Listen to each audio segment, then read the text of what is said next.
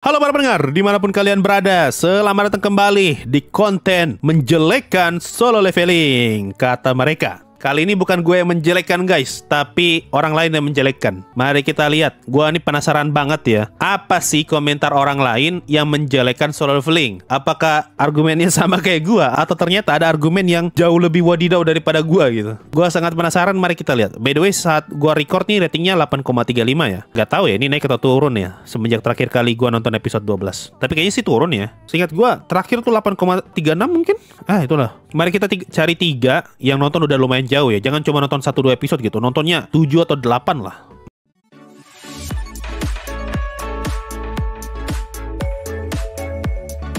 Empat, 5, kurang.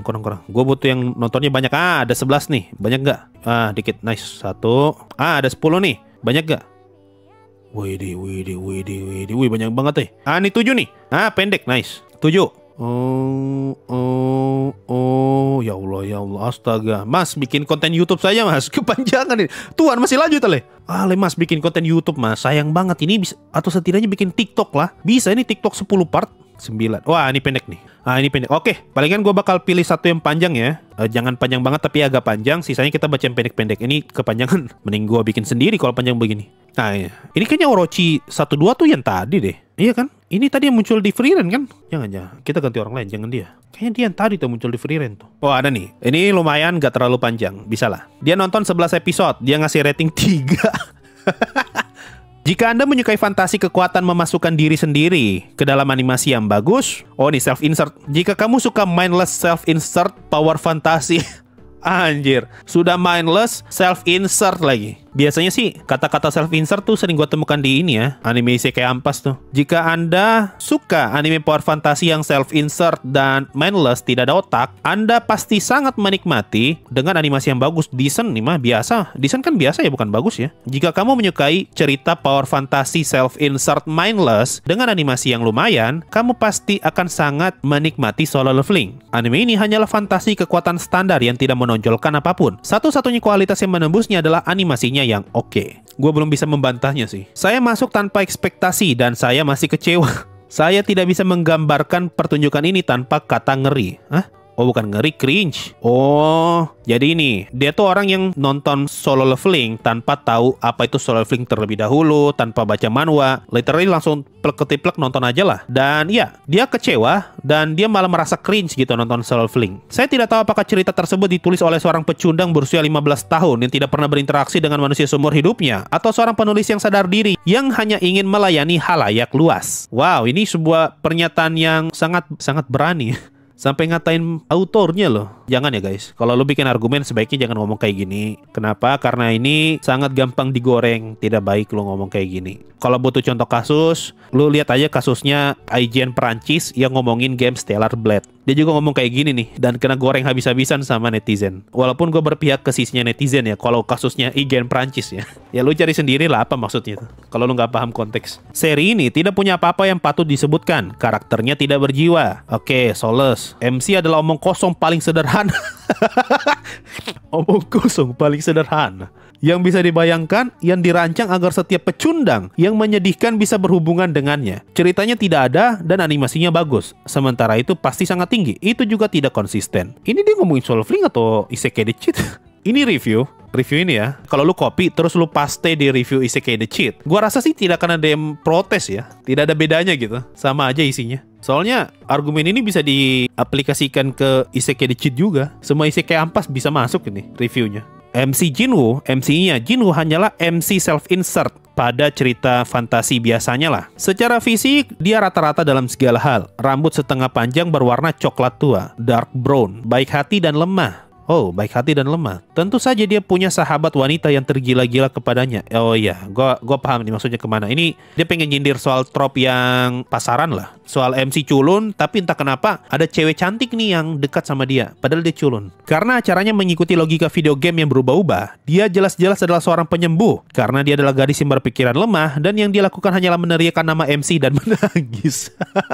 MC-nya adalah karakter paling lemah di cerita, selalu menjadi korban. Akan tetapi ketika menjelajah menjelajahi dungeon, dia secara kebetulan menemukan area rahasia, dan entah bagaimana ceritanya, dia malah jadi karakter yang sangat overpower. Tentu, ini adalah premis yang sudah sering kita temukan ratusan kali. Kemampuan barunya memungkinkan dia untuk menipu dan mengabaikan semua aturan yang harus dipatuhi orang lain, karena dia sangat spesial dan dialah satu-satunya karakter yang penting. Setelah kejadian ini, dia menjadi bersinar, tubuhnya menjadi panas karena berolahraga selama beberapa hari, wajahnya berubah, dia potong rambut, suaranya berubah, dia menjadi lebih tinggi, dia sekarang memakai hoodie dengan resleting karena lebih keren. Saya rasa dan semua orang jatuh cinta padanya, karena pasti wanita hanya peduli pada penampilan.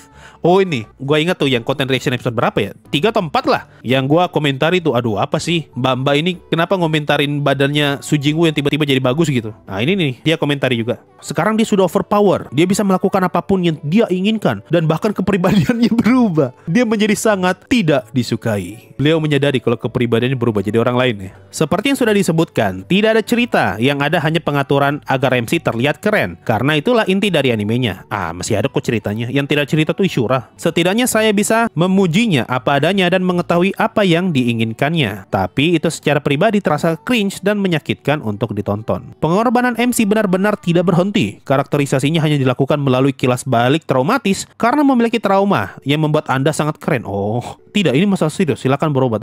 Oh, ini dia tuh komentari soal ini, plot yang terus dipakai terus tuh soal traumanya Su Jingwoo. Mirip-mirip lah kayak gue yang kesel gitu. Dikit-dikit ngomong soal senjata terlemah umat manusia. Ini kayak gini juga nih. Dia kesel gitu. Dikit-dikit ungkit traumanya si Su Jingwoo tuh yang hampir mati pas double dungeon kan. Nah, dia ngomong nih, ya kalau lu kayak gitu ya lu berobat sana lah. Semua orang di acara ini hanyalah orang brengsek yang ingin menindas atau membunuh MC. Aduh bro, lu belum pernah baca manhwa kayaknya nih. Semuanya begitu bro. Sampai dia beralih ke mode Sasuke yang gelap penuh dan berbicara dengan nada rendah, dengan musik dramatis di latar belakang dan membunuh semua orang. Tetapi tidak apa-apa karena itu untuk membela diri. Oke. Memang begitu bang. Banyak-banyak baca manhwa bang. Singkatnya, anime ini bangkrut di bagian orisinalitas. Anda dapat mengetahui semua yang akan terjadi dalam serial ini setelah menonton 30 detik episode pertama. Mungkin penulisnya tidak pernah ingin menulis cerita orisinal, tapi setidaknya mereka bisa membuatnya dapat ditonton dengan memilih karakter yang menarik. Aduh sulit sih kalau karakter menarik ya. Atau sistem kekuatan yang bukan sekedar logika video game sembarangan. Alah, logika video game pun dilupakan di animenya kok. Berapa kali logika video game tidak dijelaskan dengan baik, cuma gimmick doang itu logika video game ya.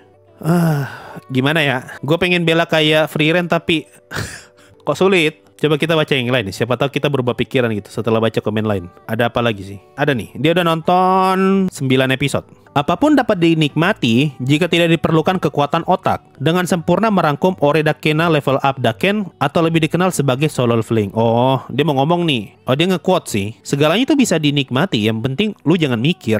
Nah, kok gue jadi nge-Chiro Garden ya? Ini adalah fantasi kekuatan biasa dengan aksi tanpa pikiran dan penceritaan yang basi. Mungkin penulisnya merancangnya agar selembut mungkin dan menarik perhatian sebanyak mungkin pria muda yang mudah terpengaruh.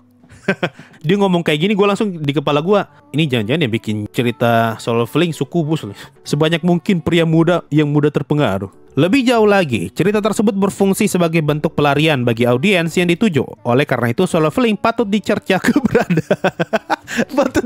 keberadaannya. Ini hater semua ini. Yang tadi ngatain penulis, sekarang ngatain penonton. Bisa itu loh. Saran gue sih kalau lu mau bikin review, jangan lu serang satu pihak gitu, tidak baik. Lanjut, protagonisnya Jinwoo berperan sebagai penyisipan diri, self-insert lagi nih, bagi sebagian besar pria muda yang menjadi basis hierarki sosial dalam kehidupan nyata, yang nilainya dalam pandangan masyarakat berasal dari kekayaan dan ketampanan. Oh ini, privilege orang ganteng dan orang kaya kan. Jinwoo tidak memiliki keduanya dan menjadi karakter terlemah di dunianya dapat diterima oleh banyak orang. Tetapi penulis memberinya menu curang, yang sebenarnya Jinwoo menjadi orang yang benar-benar berbeda setelah menerima menu cheatnya. Awalnya dia mengagumkan, tetapi kemudian menjadi menjijikan. Menu cheat tersebut melenceng dari premis awal anime. Kerja keras yang dihargai, yang banyak dimiliki anime shonen. Oh, dia pengen ngomong nih kalau kemampuannya Su Jingwoo yang dapat kemampuan leveling segala macam, itu tuh bertentangan dengan apa yang dimiliki sebagian besar anime shonen, yaitu kerja keras. Dengan adanya sistem, lu nggak perlu kerja keras, lu jalanin aja misi-misi yang diberikan sistem dan lu bakal semakin OP. Ini mungkin maksudnya. Hal ini menggambarkan bahwa cerita tersebut hanyalah omong kosong belaka yang disebarkan oleh pengarangnya untuk dikonsumsi oleh orang-orang yang tidak punya pikiran. Aduh, ini mah beliau baru saja mendeskripsikan sebagian besar manhwa Cina, manhwa Korea, sama manga isekai. Rata-rata begini sih. Selain itu, ceritanya kurang mendalam. Ya, Ya, masuk akal. Gue setuju sih kalau kurang mendalam ya. Dan kekuatan fantasi pelarian dari acara tersebut menyampaikan pesan yang salah kepada penontonnya. Jinwoo tidak perlu bekerja keras ketika diberikan menu cheat. Dia menjadi kuat dalam beberapa minggu, padahal kenyataannya butuh waktu bertahun-tahun untuk menjadi sekuat itu. Oh, gue paham nih. Ini dia tipe orang yang tidak suka karakter OP kalau terlalu instan. Karena kerasa tidak ada effortnya. Menu cheat ini memungkinkan penulis untuk melakukan banyak hal dalam ceritanya yang tidak masuk akal. Selain itu, cerita tersebut tidak memiliki makna apapun untuk disampaikan. Ya, tipikal orang nonton Frieren nih, suka cerita yang ada artinya. Jadi ketika nonton anime kayak begini, aduh, cuma anime baku pukul doang, tidak ada isi. Nah, itu. Oke. Ini beliau baru nonton Soul Fling loh, belum nonton isekai ampas kayak isekai instant death segala macam. Pertunjukan tersebut memberikan fantasi kekuatan yang memasukkan diri sendiri, self-insert, kepada penonton yang sudah mati otak yang akan menikmati pertunjukan tersebut. Mereka yang tidak kekurangan pemikiran kritis akan mendapati bahwa hal ini, sebagaimana dikatakan oleh orang lain, adalah hal yang paling biasa-biasa saja. Oleh karena itu, julukannya oleh banyak orang sebagai mid-leveling sangat tepat. Intinya dia pengen ngomong, soul leveling, animenya biasa aja, mid-leveling. Oh enggak, lebih tepatnya gini. Dia tuh mau ngomong, sekarang dia paham kenapa orang-orang sebut soul leveling itu mid-leveling. Ah itu. Awalnya dia nggak ngecap nih, soul leveling tuh anime biasa aja. Tapi setelah dia nonton langsung, merasakannya langsung. Oke, oh betul nih, wajar kalau dibilang mid-leveling. Next, yang terakhir nih, dia udah nonton 10 episode. 10 episode berarti baru mau Ignis nih, OTW Ignis. Langsung saja ke intinya, anime ini hanyalah salah satu fantasi kekuatan dengan pemeran utama pria OP yang membosankan, tipe yang telah kita lihat berkali-kali. Oh, pasaran. Episode pertama tampak menjanjikan bagi saya. Ya, sama, gue setuju. Namun hal itu segera dikesampingkan. Literally cuma umpan dan peralihan. Dari segi cerita, ini sangat mid. Oke. Ya, lagi-lagi biasa aja. Oh enggak, dia lagi ngomongin story nih. Story di episode 1 menjanjikan, tapi setelah itu malah biasa aja. Oh iya pantas ya dia ngomong story wise ya. Oke. Karakter utama kami adalah Ikemen, mandiri yang kuat yang tidak membutuhkan tim. Oh iya dong, solo leveling. Cara dia selalu sangat keren, tenang dan tenang. Menghitung otak galaksi yang memikirkan semua NPC di sekitarnya, tidak hanya merasa cringe, tetapi juga membuat setiap episode menjadi sangat tidak menarik. Waduh, bagaimana nih bang? Solo leveling lah, wajar lah kalau solo. Bacalah judul bang, solo leveling ini. Tentu saja MC-nya harus keren, tenang. Karakter utama kita mengalami lonjakan pertumbuhan dan kilauan acak pasca pubertas hanya untuk menempatkan betapa menyedihkannya dia sebelumnya dan betapa berbeda dan alpha dia sekarang. Oh iya. Intinya dia pengen ngomong kalau perubahan karakternya Sujinwo tuh terlalu drastis lah. Cuma buat ngasilat nih, oh dulu dia culun, sekarang dia sudah ini giga chat.